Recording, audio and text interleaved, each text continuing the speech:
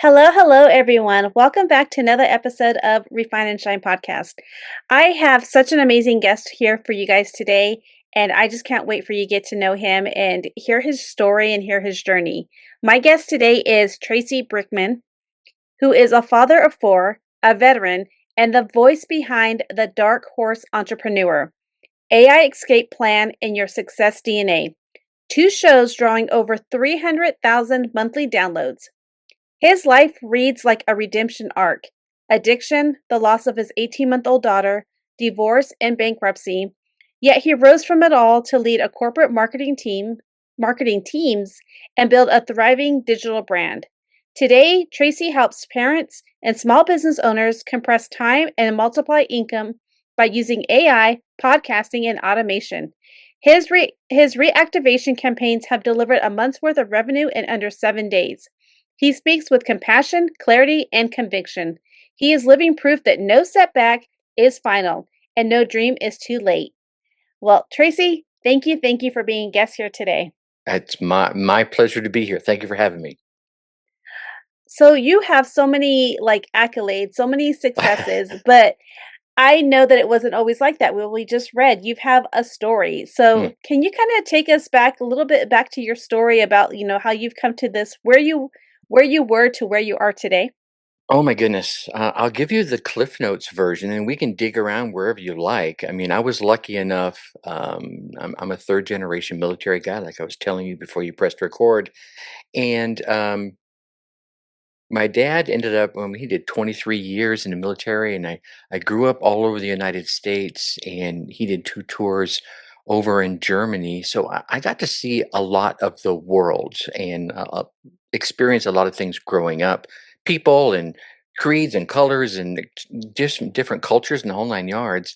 And then he retired into Southern California. So I went from very structured environment to very liberal environment right as I was going into my teenage years. So, I was going to be a rebel anyway. Let's go ahead and really, push the gas pedal. And that helped me make the decision right out of high school to join the military myself. And so I go back in. Well, I go in, not back in. And, I go through basic training and airborne training. And I told the recruiter that I wanted to go back to Germany. So it was really cool. I ended up being stationed about 60 miles south of where I had just spent, a couple of my early, latter elementary and early high school years. And, I did 6 years, come back out, start a little entrepreneur business in Southern California. And this is when the addiction steps in. I got introduced to methamphetamines at the time. And that started the downhill slide of about 2 years on the dark side of the tracks in Southern California. Um, Unfortunately and fortunately, I used my entrepreneurial skills to pay for my habit, basically, you could say. And I don't say that bragging in any way. I can say it a little more fun, tongue in cheek nowadays. And it got to the point where the police literally kicked open the door to my condo, and that was kind of the wake up call for me. And luckily I wasn't there when things went down. I was out on probably a 3 4 day party binge, and came back home, and I saw the aftermath. And it's just like they show you in the movies. Furniture's turned upside down. There's instant potatoes poured out on the floor as they're looking for what they were looking for. Luckily enough for me, I was smart enough not to keep things like that around my home. And to top it all off, I had a 3 month old baby, and I could hear my father's voice in my ear at that point, family first, family first. And it wasn't my life anymore that I was messing up. It was someone else's on top of that. So after about a 3 4 hour interview, and some detectives came to the door as I was cleaning up, and I go downtown, and they asked all the right questions. Let's put it that way. They were naming names that they shouldn't have known, which kind of put the fear of God on me. And so I call my mom and dad up, and thank God for my amazing parents. And to top all that off, I was adopted too. So they could have just said, "Psst, you're out," right? They could have just like quote unquote disowned me, but they didn't. They let me come back home and clean myself up and help me take care of my daughter. And I also have to thank my brother from another mother, Robbie, who was always there by my side helping me out. So that starts the climb back up, and I could have walked right back out into the entrepreneur world, but I had taken that kick to the psyche, that big chunk out of your confidence. You're like, I don't know if I want to do that. I could just imagine it, going up to some company and saying, "Hey, I can do amazing programming things for your company," and they're like, "Didn't I see you snorting blow off the bar at this place I was shooting pool?" So that fear was inside me. So I started a corporate career that led to some pretty cool adventures. I did 12 years at Coca-Cola, worked at Home Depot and David's Bridal and Victoria's Secret and La Senza. I mean, all the cool names. I was lucky enough to work for them for a period of time, working in their planning and marketing departments, and saw a pretty cool path through that.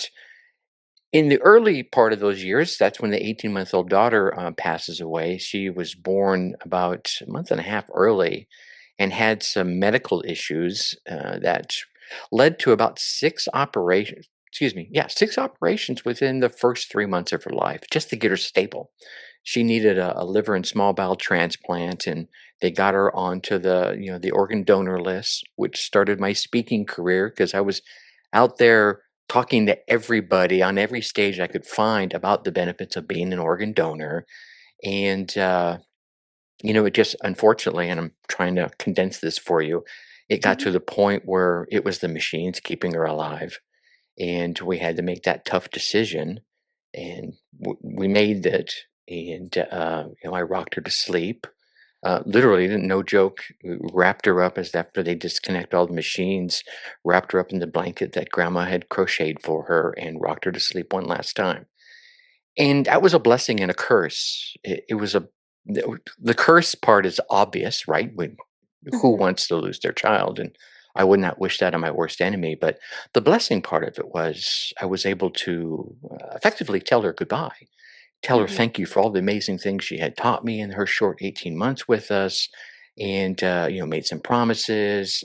And I know she has been watching me ever since. So hopefully she looks down with good eyes, because I look back at my addiction days, and I look back at the selfish Tracy. It was all party, party, party. Everything is me, me, me, me.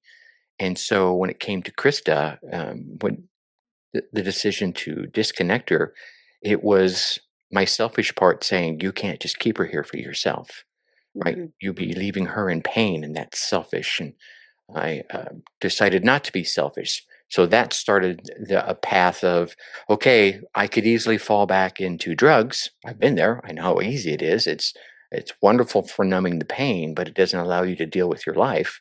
So I threw myself into personal development, and that that was an amazing journey. Still is. That's not something you ever step away from. I think you get on a self development path, and if you're really into it, you stay on it because you always mhm, want to be a little bit better, half a percent, 1% better, a little bit better. And it was. I saw 5 promotions in 3 years while I worked at Coca Cola, which was unheard of, and that had people looking at me like, "Who do you know? What are you doing?" Right? mhm, And I started telling them. I said, "I'm seeing all these amazing people." I was going to all the big events, seeing Anthony Robbins and Zig Ziglar and Jim Rohn, all the big names that we've come to know and love over the decades. Seeing them in those big stadiums and going to the meet and greets whenever it was possible, shake hands, and ask one or two questions and get wisdom that it's in their books, but when you hear it coming from them right to you, you're like, got it. And then mhm, taking action on that, which is significantly, a lot of people go to those events, they get pumped up, and it lasts a week, a month, however long, and then if they fade back into their normal path. And I didn't want to fade into the normal path, so I kept doing the things that I was learning from them, and that led to a lot of the things I mentioned earlier. The people coming to me and saying, "How did you do that?" I started telling them. They're like, "Could you teach me?" So that started some of the coaching that I ended up doing over the years. And around this time, YouTube had stepped into the picture. So I tried hopping on YouTube. It just felt weird. I was like, I'm talking old, early days, and those videos are still there, ladies and gentlemen. So you can go look for them. I've gone back and looked at them. And it's like, ugh, you want to talk about cringeworthy, but it back then I thought it was pretty good, but it didn't. It just felt weird. So I leaned into more audio, and there was a platform called Blog Talk Radio, which for many was the early introduction to a lot of folks of podcasting. We're talking 2006, 2005. And it was really cool because you could go on there, you could share your message. They even gave you this phone number that people from around the world could call and talk live like you and I are right now on your podcast. Ask questions, answer questions. I'm like, this is, I found my zone right here. And so I learned more about podcasting, and I started my first podcast off of Blog Talk Radio about 2007, which is, you mentioned it, Your Success DNA. So that one's been around since 2007. And here we are, what, 2025 now. So it's got a few episodes under the belt. I did, however, make one big mistake, and I hung up my microphone for that show because I was going through the wicked divorce and the bankruptcy, and I felt like I had the real, honest to goodness imposter syndrome wash over me. No joke. I sat down to do one of the episodes, and it was one of those episodes, one of those shows where I did daily short podcast episodes, and part of it was behind a paywall. So I was sitting down, I started recording the show, and it's like, hey, ladies and gentlemen, this is how you can go all the amazing, get to all the amazing things you want out of your life. All you got to do is this, and this, those type of shows. And Mhm. then it hit me. Your life is falling apart, dude. You just left your wife. It was a wicked divorce. You were going through bankruptcy. You're sitting in this little apartment all by yourself. How can you give advice? So I hung up my microphone. Hindsight being 2020, if God forbid I should have to go through that again, I would stay on the microphone and just share. I was not ready to share the pain I was going through at that time. I'm a lot more confident in myself now. I like who I am, so I could probably do it a lot easier. Well, I say easy because I'm not doing it, but you know what I mean. Mhm. So I get myself together, align my life, and then I picked the microphone back up. That took a couple of years, and y- started another podcast on top of that. So that brings us to 2020. What a perfect year to start a podcast. Anyway, but it's doing okay. We're 5 years in. I think we just dropped episode 529, and the focus of that show has gotten narrower and narrower as we've gone along. More about educating myself and finding my path when it comes to that particular show. Again, long answer to your short question, but we can dig wherever you want to. Well, one, I just wanna say what an amazing, like, journey that you have been through, and I think that it's one and as you were talking, you even said, "Oh, by the way, I was adopted too." So, not only have you been, what age were you adopted? Let's start there. What age were you adopted? I was adopted. As the story, as I understand it, my adoptive parents knew my birth parents. They were neighbors and met me when I was 2, 3 months old, and started the adoption process at about 6 or 8 months old. And it was finally finished about a year and a half later. Wow, wow. That's pretty amazing. So And I, then and I was lucky. I'm sorry to interrupt. I you're fine. was lucky enough in the fact that my two parents told me early on at the age, and I don't know what age it was, at the age they thought I could understand it, that I was adopted, that they chose me to Mhm, be their child, and that if I ever had any questions once I was old enough, they would be happy to answer them. mhm, I never had questions until I was about 30 about, my mom and dad. The only thing I wish I would have asked more about before they passed away was apparently I have 3 sisters out there somewhere. Would be kinda cool to know them, mhm. have no interest in knowing my parents. So, anyway, here we are.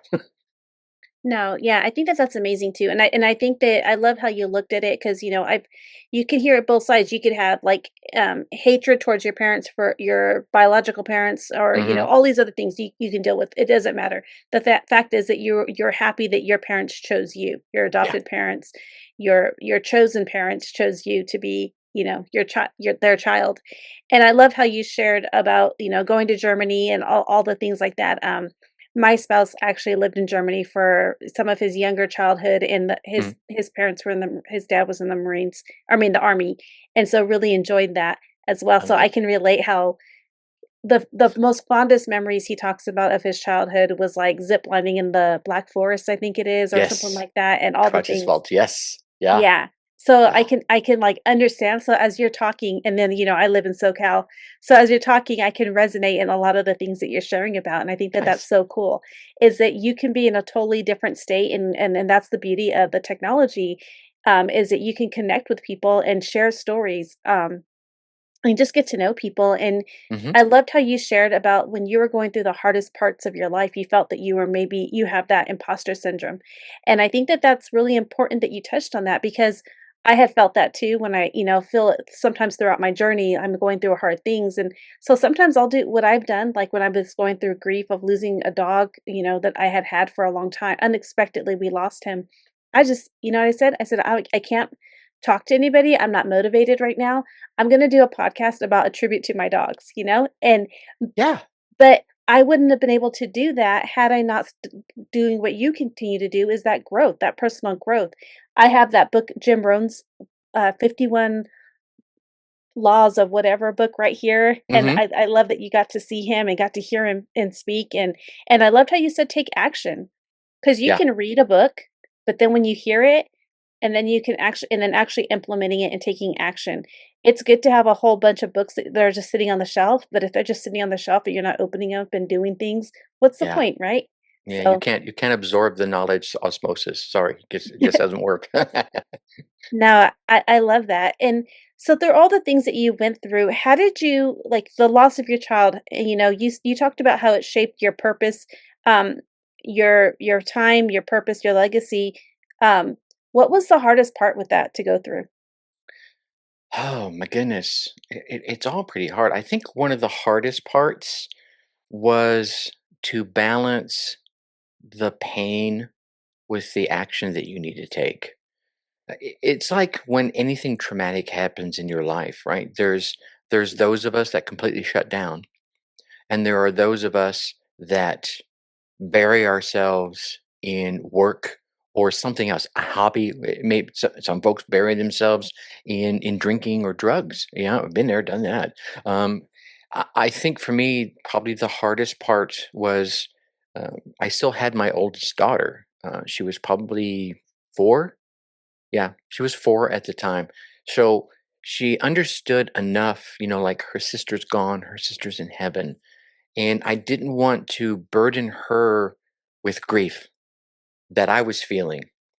Meanwhile, my wife at the time decided her grief was so traumatic that she had to leave the 2 of us and go stay with her sister in Texas for about a year, year and a half. So effectively, now I'm a single dad, Mhm. although I'm still married. I'm a single dad raising a 4-year-old daughter, and I was working at Coca-Cola, so I had the full time job, so I had the whole thing going on. But I didn't want to dump my trauma onto my daughter. She had enough things that she had been going on. I mean, she was, my daughter from another mother who stayed in the drug scene when I pulled us out of that. So there was that trauma, and I didn't want Mhm. to dump more on her.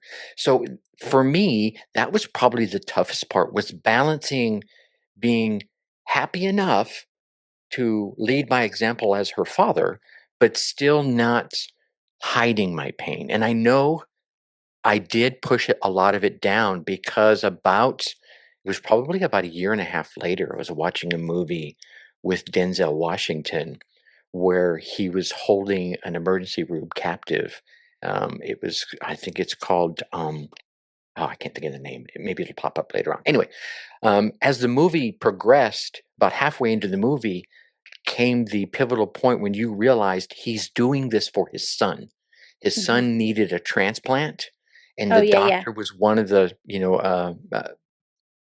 people that were in the emergency room, and he was going to shoot himself to have his heart be available for his son.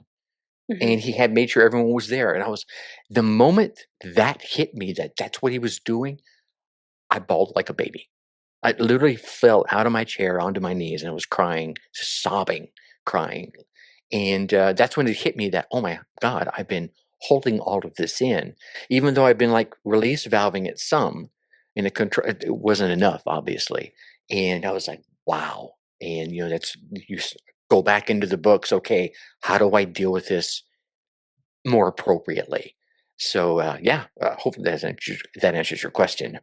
No, no, and I appreciate you for sharing that, and I can totally relate to what you're saying. And as you were talking about the movie, I got chills because I like remember I can see the visualize it, because he wanted the heart transplant, Hmm. and you needed a donation, an organ donation for your daughter.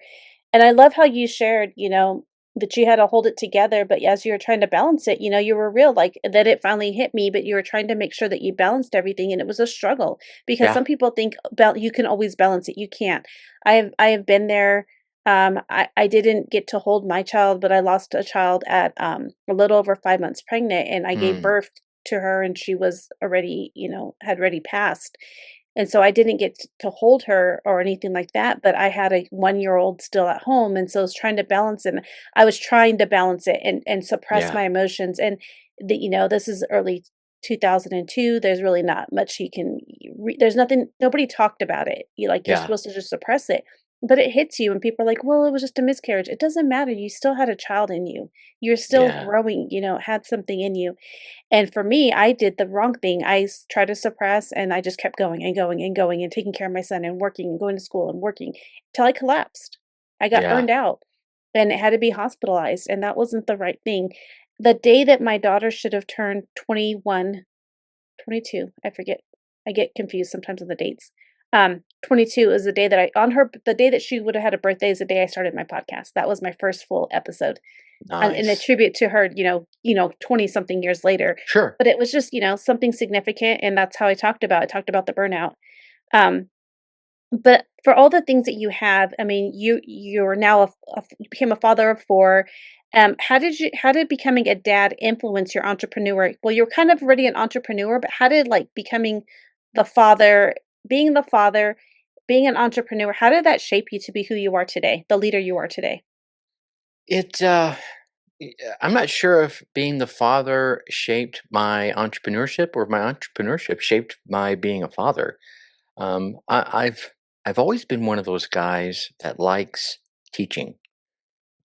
Even if I go back to my late teens, I was not the oldest of the kids on the block.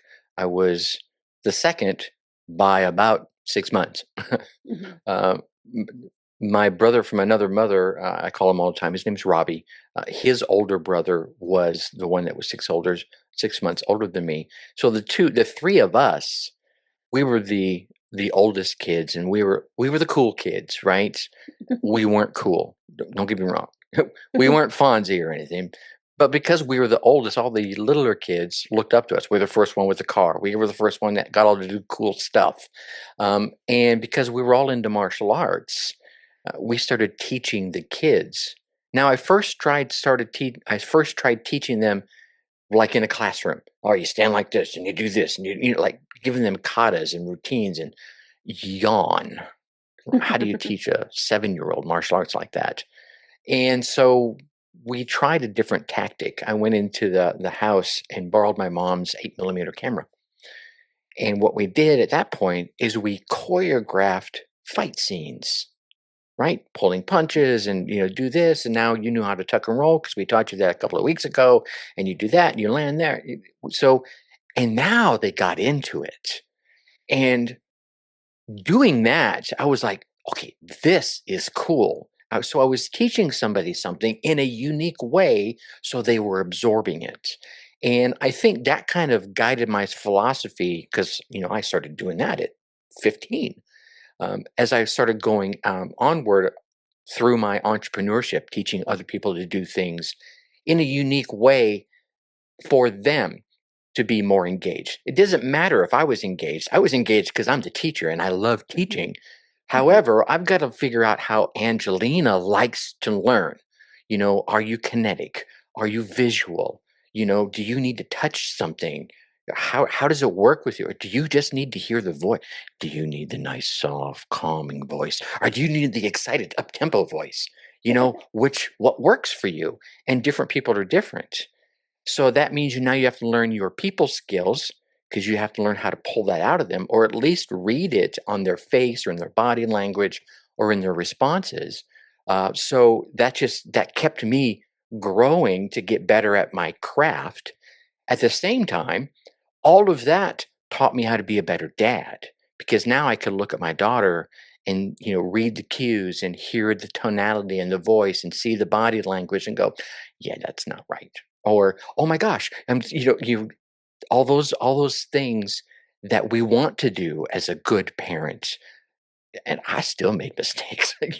I still made, so it became this amazing cycle of, all right, that didn't work so hot with my kids. I'm not going to try that with the people I teach, and vice versa. So it became this self propagating cycle of learning. So they both kind of fed off each other. And here's where I think I really benefited from it. My oldest daughter, Talia, was a little more introverted. But most people wouldn't know that about her by looking at her because, when she's out in the open and you come up and talk to her, she'll happily talk to you. So you Mhm. almost think she's extroverted, but she's very introverted. That's how she gets her energy back. My third daughter, Shandy, she was totally an extrovert, cheerleading and all the whole 9 yards. So I had two different teaching styles that I had to enact inside the same dad, Mhm. right? Which was a new thing for me. Usually, all right, I'm working with Angelina. I only got to work in this one mode, and I figured out what that one mode is, and I could stay in it. However, now I've got two girls that are 5 years apart, where I've got to shift modes to make sure they're both learning the lessons that I want to make sure that they walk away with. Does that make sense? Yeah, that's absolutely amazing. So it did really I love how you said that, and like, wow, teaching, like, videotaping and doing these enactments and all these things way back when that wasn't really something that people did. Now you can go on YouTube and learn anything. Yeah. It may not be the right way, but you can learn. You'll find 20,000 videos on how to remove your ring from your finger. Yes. Exactly right. Is your business constantly busy, but still inefficient? If your team is working hard but things keep falling through the cracks, it's not a people problem, it's a process problem.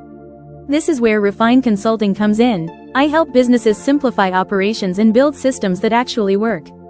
Here's how I do it, in just a few days. First, we get clarity. We identify where your time, energy, and money are being wasted. Then, we map your process, step by step, so you can actually see what's happening.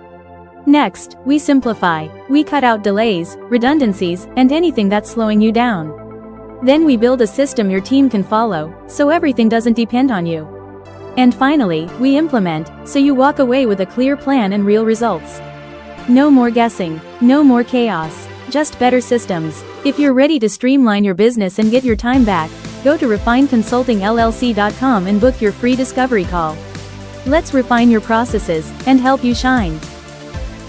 I love how you shared all that stuff. It's truly amazing. But, eventually you got into this AI and you talk about time compression and all these things, and you Hmm. help entrepreneurs compress time and multiply income.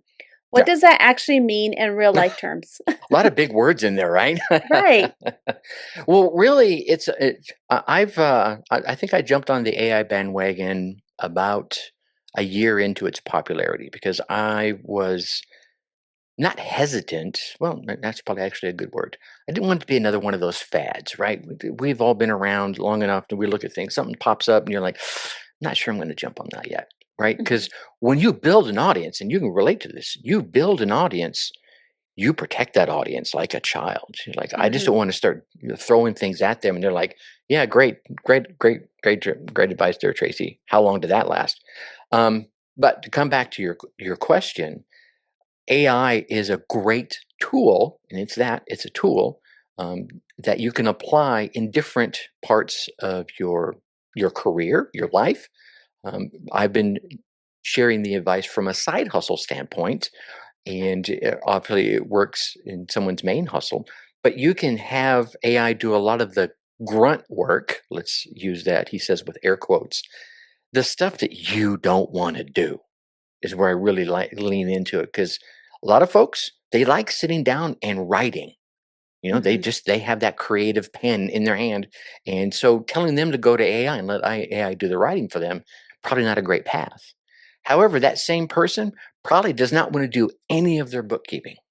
Okay, well, an AI tool would be awesome for them. So again, it comes back to figuring out what that person needs uh, for AI to compress.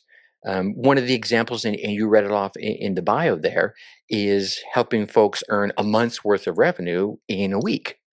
Well, one of the great ways you can do that is with a good email marketing campaign. Here's what I find a lot of entrepreneurs uh, forget because there's so many you air quotes again gurus out there talking about how to use Facebook ads and how to use Google ads and get more traffic in social media, how to get new people into your sphere of influence.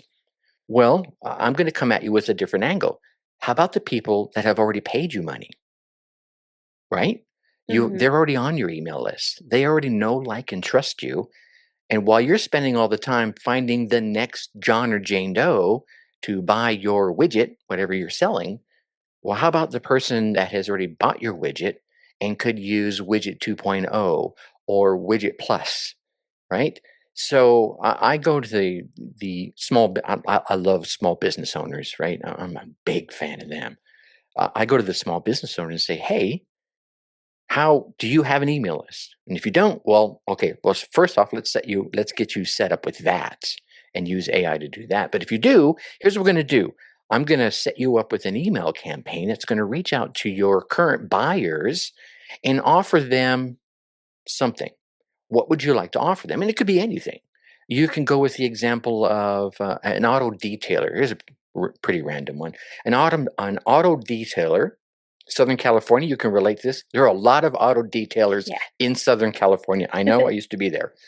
And a lot of them, their services go beyond just cleaning your car. And, some of them will go in there and do a full wax and they'll put a sealant on your car. They do all these amazing things, treat your leather, yada, yada, yada. Well, these are upsells to Mhm. the service. Well, those are upsells where their real money is made at. So one of the auto dealers that I worked with, I said, okay, so we'll do this campaign, gonna get you booked up, and we're gonna really lean into that ceramic coating that you do because it's like a $1,500 ticket, and a lot of that is profit for him. Okay, sure. We did the email campaign, and about 14, it was about 12 or 13 days in, we had to stop it because he was booked out for 3 months. Oh, wow. And that was just emailing his current client base. Mhm. No ad spend, nothing. Just reaching out to the folks saying, "Hey, Angelina, you came in here a couple of months ago. Would you like to come back in and get your car recleaned?" Yeah, sure. I would love that. And then you pitch them an upside. How about this thing here? And people bought it. And about a year into it, yeah, about a year into it, he went from 500,000 a year to finally just crossing 1,000,000 a year in revenue. So that's the kind of thing we're looking at. It's finding those ways to automate. I call it automating marketing, compressing the time so that the human isn't sitting there going, all right, how am I going to market this? You can reach into a chat GPT, a Gemini, whatever AI, LLM you want to use, feed it the relevant information, and it will come back to you with some amazing, great, and personalized ideas. The key is giving it the good context. Anyone will tell you that. Mhm. Yeah. For sure, and I think that that's what's so important, and I love how you shared that because you can plug something into ChatGPT, Gemini, or whatever LLM you're using, but you have to verify and make sure that what it's saying is correct and that you can actually produce whatever it put together that whatever you're selling, Right? right? Yeah. Yeah. I So mean, one of the things I started here, and I put it out a couple of times a week for my parent entrepreneurs, is a newsletter that gives them an idea, and it's just that it's an idea that within, I'll say, between 3 and maybe I'll go as far as 10. Usually, it's 3 and 7 steps. They could take that idea, and within, I'll be nice, a weekend, have it up and running and potentially having it ready to generate some income. Okay. And some folks are like, well, Tracy, how can you do a couple of those ideas a week? Because there's so many amazing things out there that people just don't even think about. Here's one. Back in the 90s, I had what was then a really good computer. It was a 286. And by today's standards, it was slow as molasses. And we're talking dial up internet days. And during the holiday season, I did, and I put my ad out in the Penny Saver, and I'm not sure if they still have Penny Savers out there in no, Southern California, no, they but don't. that's the only publication I could afford back then. Mhm, But what I did is I put out an ad saying, "Have Santa call your kids." I'm not obviously I put a little few more words in there, mhm, $20, and there was an upsell for a more personalized experience. And what I did is I had a bunch of pre-recorded Santa recordings on my hard drive and a dial-up phone, and these parents would call me up and make an appointment for little Johnny, little Joey, little Jessica, to meet Santa on the phone. And I would be Santa's helper. I would make that call, the dial-up mhm, phone would dial the phone for me. I would be on the physical phone saying, "Hey, this is Santa's helper. I'm looking for little Johnny." And mom or dad would get little Johnny onto the phone saying it's Santa. And then I would start playing the pre-recorded message. And there's a way you could do the pause if Johnny gets all super excited and everything. And then with the personalized experience, there were a couple of other messages I could add in, so it almost felt like a real conversation. And if it got a little off the rails, I could step in as Santa's helper and kind of save it. And sometimes I had to say Santa's got to go to the next call, or Rudolph mhm. pooped on something or whatever. But that's just an idea. So one of the ideas I put out in the recent newsletter, actually one of the recent podcast episodes, was, hey, if I could do that back in the 90s for $20 a call, guess what you could do with today's technology? You could have Santa send a video to little Mhm, Johnny. And you could upsell, send me a picture and I will make sure Santa's holding your picture as he's talking about little Johnny, or he talks about your pet hamster and by name, or talks about something you did well, and a real example of something the parents told you that they did well that year. Or maybe on the other side of things, maybe they're working on a particular habit and you'd like Santa to help them work on that habit. Hey, little Johnny, don't forget to, you've been doing a great job about brushing your teeth every morning. Be sure you keep doing that. Kind of reinforcing that. mhm, Talk about personalization. And I like to remind those that are, reading the newsletter, or watching those kind of things, or listening to it on the podcast. You're not selling the video. And this is anything in business. mhm, You're selling the magic that little Johnny or little Emma feels when they think and they believe in their heart of hearts that that was Santa talking to them. That's a memory, right? That mhm. you as a parent, wow, that was magic that you want to give to your kids. So it's all these little ideas. How do you do that? How do you do that? And today, I mean, with AI, there are so many ideas that you could. I haven't run out of an idea yet, so as long as I keep getting ideas, the show will keep going on. So you are pretty tech savvy, it seems. And have you always been this savvy? I mean, just thinking about like the going back to like videoing the camera, like doing the camera, videoing the karate moves, the or martial arts moves, and then now thinking about recording with the computer, like, so you can call and get that answer me like, all the things that you're doing. Have you always been tech savvy? Has technical things always Um, been I an it's interest? funny is I would never call myself tech savvy. I'm not tech scared. Is usually what it boils down to. I mean, I built my first computer from a kit at 17. I went down to I think I ordered it from Radio Shack and got a little kit and ordered the computer. And with the upsell on that, it taught me how to do programming in BASIC, and I enjoyed that so much that started my dive into technology. I mean, I don't Mhm, know a lot of things that a lot of folks do, but I'm curious enough and willing enough to be stupid long enough to be smart, if that makes sense. mhm, The first time you step on a stage, you're going to be nervous. mhm, You're going to sweat. You're going to flub up a word. Heck, you might even trip and fall. It's mhm, okay. Stand up and keep talking. mhm. So yeah, from that aspect, yeah, I'm tech savvy, but where I don't have the savvy, I'll go find an answer. That's usually where my biggest skill is at. And that goes back into always willing to learn and wanting to learn to always grow, right? 100%. And if we don't keep 100%. growing, we start to die. Like, that's As like soon as you stop growing, you start dying. And you know what? I watched that on my father when my dad retired from the military. He went in at 18 and retired at 23 years. So he was, still in his 30s when we hit mhm, Southern California. And he spent a little while doing nothing, and you could see him just kind of his face started to fall, and he was grumpy, and so he started working again. He couldn't sit around doing nothing, and then when he officially retired, he threw himself into his workshop. Building little wooden toys and little wooden this and little wooden that, and he kept himself active and so here's a sidebar for you.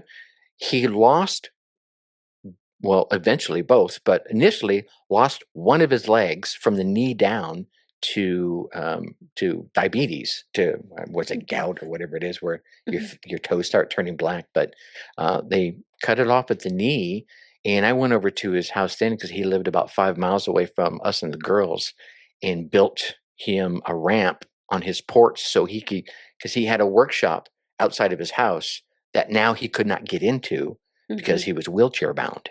So I built him a wheelchair ramp to get him down from his house and then up into his workshop so that he could keep puttering around.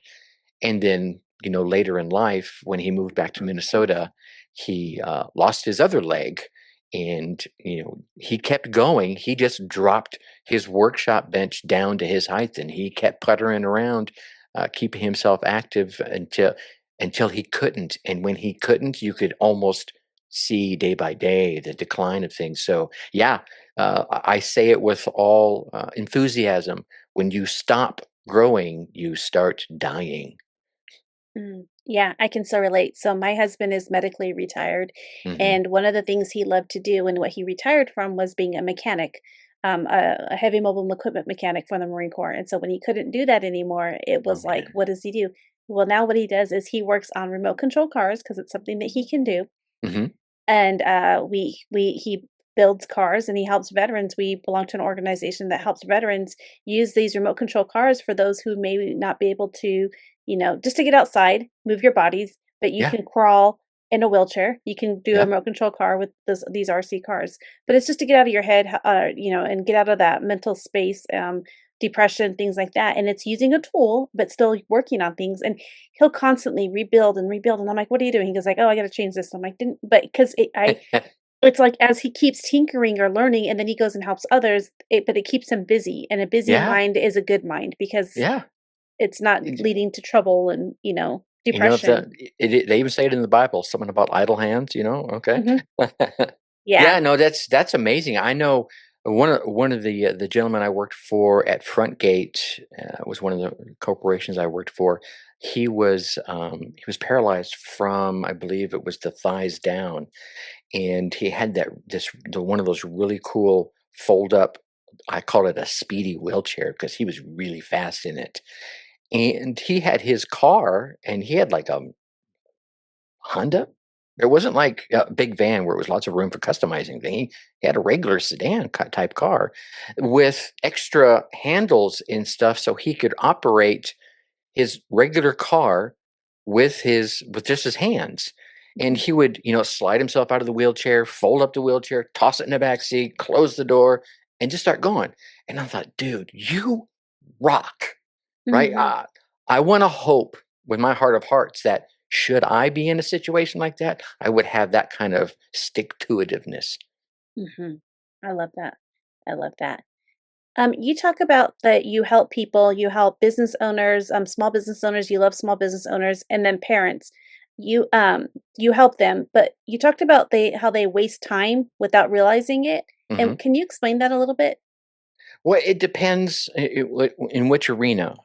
Here's usually where I find it is they're wasting time getting Well, ready. okay. It's usually where it's at. So if we're talking in the world of, I'm coaching them to start a side hustle or improve their side hustle, they're they're feeling productive by learning, which, don't get me wrong, is amazing. We've already mentioned this a few times. You want to keep learning so you don't start the dying process. However, if you never enact any of the things that you're learning, you're really just wasting time learning, if Mhm. that makes sense. It almost sounds like I'm, being counterintuitive to myself, but here's where it really hit me. Back in the day at Coca-Cola, I used to sign all my emails "Think successfully." Right. This is after my daughter had passed away, and I was, like I said, going to see all those amazing people and learn all these amazing things. And I was like, "Think successfully," right? Which is good, but it's only half the battle. About 2 or 3 years into that, I realized, yeah, I can think all these amazing thoughts, and there is a certain level of, you know, energy that comes back to you from that alone. However, the ingredient that really makes it amazing is when you think successfully and take action. That's when it all start to really pull in your direction. So now, ever since then, my emails are always signed "Think successfully and take action." That's actually how we sign off the show. So, for all of you that are sitting around learning, do it's Mhm. learn, do, teach. Because in order for you to teach, you got to learn it, and you got to learn it well enough to do it, and you got to do it well enough to teach it. So it starts this amazing cycle. And I'm not saying you have to teach a whole bunch of people. Teach somebody, anybody. Teach your spouse. Hey, I learned this cool thing. You want to see how to do it? Not really. "Oh, come on, let me show you." There'll be somebody in your sphere of influence that will be interested enough to at least let you try and teach them. And I find when you're trying to teach someone, sometimes you'll find holes in your own, what you call, amazing process. Wow, I Mhm. never thought about it that way, because now you're seeing it through someone else's eyes. And they're obviously their experience to that point is different than yours. So they pay attention to different little nuances. Make sense?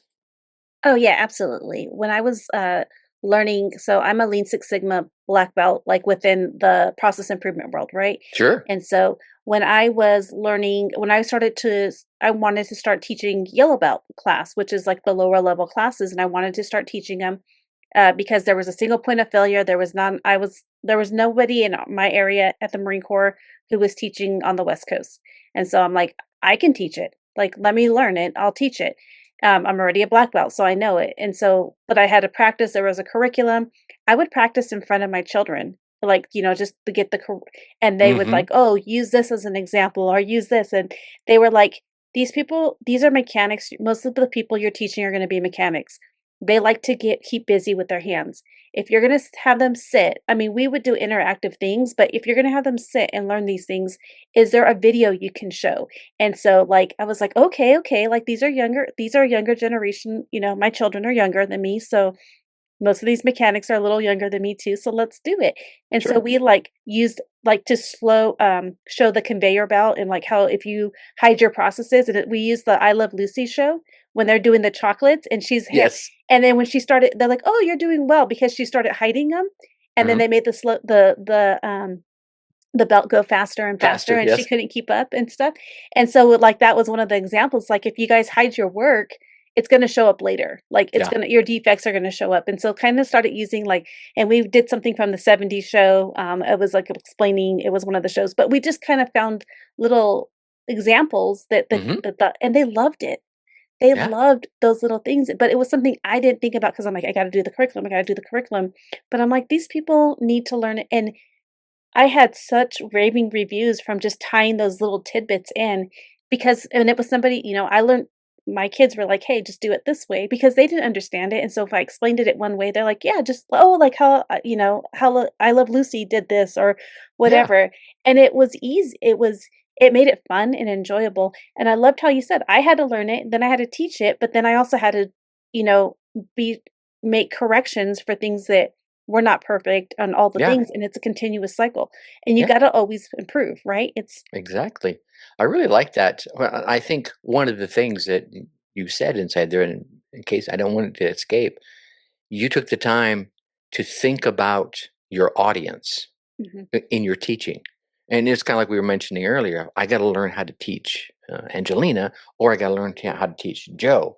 Now, obviously, if there's 36 Angelina and Joes, I got to figure out how to teach them as a whole unit, but still keep their attention. And that could range from anything to having things sitting in front of them that they could, like you said, do manual dexterity things or videos or you know chats with each other, mhm. something that keeps them engaged because your mind starts drifting, especially when you're younger. Anyway. I love that, I love that. Oh my gosh, there's so much things that I wanted to, to just ask you more about, but I just wanna, make sure that we can continue, hold time for you, Sure.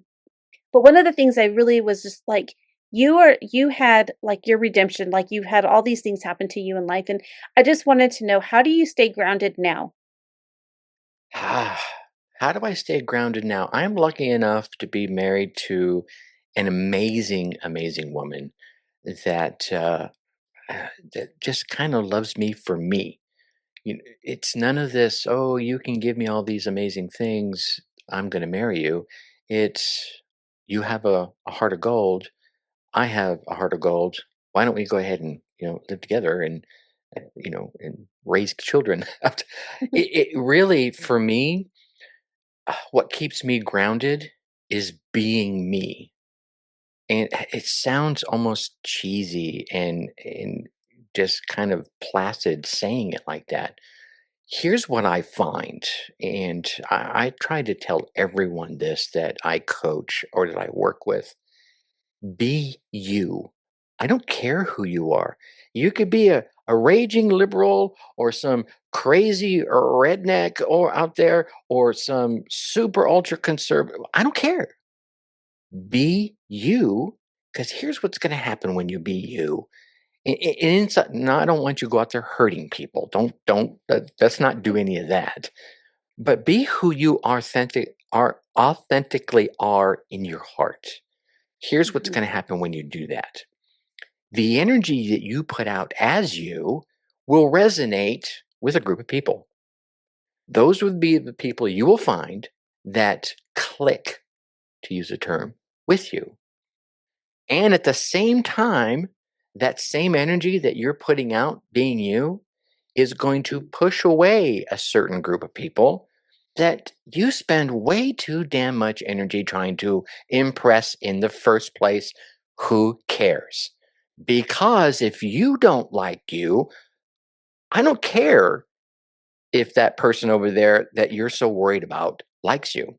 You need to like you first. And the best way to do that is to do the things you love, to do the things you're passionate about, whether you get paid for them or not. Be yourself and find someone that loves you for who you are, warts and all. And that's a tall mhm. order because some of you, you might be married to someone that doesn't like you very much. I'm just saying. I know I was there and I had to walk away from it. And that's, that led to that wicked divorce we talked about. It was a 22 years that I stayed in that because I was living my father's ethos of family first, family first.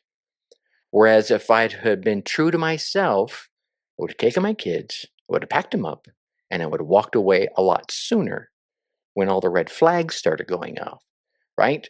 But Mhm. because I didn't, we went through all the fun and turmoil that we went through. So that leads me to further being more grounded now. And one of the greatest ways to find out who you are is to look back into your mud, your muck, your mire, and your dark times, not to re experience the pain. I don't want you to throw a pity party because nobody comes. It's no fun. But you do want to look back into your pain, your trauma, and your dark times to find the lesson. Because I believe God, Buddha, Allah, Mother Nature, whoever you believe in as a greater source than yourself, is going to keep putting things in front of you until you learn that lesson. And once you learn it, take it in and absorb it, then you're able to move on to the next spot. So all of that to say, being myself, being able to look back at the caca that I've done and learn the lessons from it and able to get onto a camera or a microphone with folks like yourself and share it in the hopes that someone else is going, oh shit, he's right. Not Mhm. because I said it, but because something in the words rang true for the person hearing it so that they can turn back, learn their lesson so that they can step into being themselves. Does that make sense? Oh yeah, absolutely. I think that's so so good, and I think that that's one of the things that most people just I loved how you like they don't think about it, and I love how you said the energy when you are working so hard to be fit in with people, you Mm-hmm. don't belong there. You Mm-mm. just don't belong. Be you, be true, and you're gonna attract the right stuff. My husband always says he can feel people's energy and get the vibrations, and so he can feel who he wants to be around and who he doesn't want to be around. I like your husband already. And it's something that I'm like, I always ask him, "How do you feel the vibrations?" He goes, "If you stress about having to meet them, then they're you already You have the wrong don't, vibe yeah, already." And exactly. so, I think that's important. Well, as we wrap up, I wanted to ask you, one, how can people connect with you if they wanna, because you do coaching and all the things and your talk about your podcast real quick. How can people connect with you is the first thing. Sure. The easiest way, and I won't give them multiple places. We'll send them to one spot, and that can send them elsewhere. Go to darkhorseentrepreneur.com. They can check out the podcast. So it's the escape plan. If you're interested in AI and side hustles, that's right there. All the socials are up there, and that can lead to everything else. Mm, so good, so good. I'm gonna actually, go and binge watch that or listen There you to go. that while I wrap Christmas presents and things like that. But, the other thing I wanted to ask you too is, one of the things, my whole podcast is about refine and shine, and while you have such a powerful testament of how you had to refine your life in order to shine to the person you are today, but what is one piece of advice, if you could give one piece of advice, a word, a phrase, a book to read, or some type of action that my listeners can take today in order to help them refine and shine? I'm gonna give something, a piece of advice that I read and I learned way back in my teen years when I started learning the martial arts I was talking about from none other than Bruce Lee himself. Now, mind you, I didn't learn it from Bruce Lee directly. I learned it from his book called The Tao of Jeet Kune Do, which I bought back then thinking it was going to teach me how to fight like he was back in the movies. But it was more philosophy filled, which was a good thing. And the quote I want to leave you with is absorb what's useful, discard the rest, and here's the magic part, add what's uniquely you. Now, I want you to hear that again. Go ahead and hit that little rewind button that goes back 10, 15 seconds and re listen to that because this applies to so many things in your life. Maybe there is a book on the shelf that we were talking about earlier that you did in fact read. Go ahead and go back and read it again, because here's what's going to happen.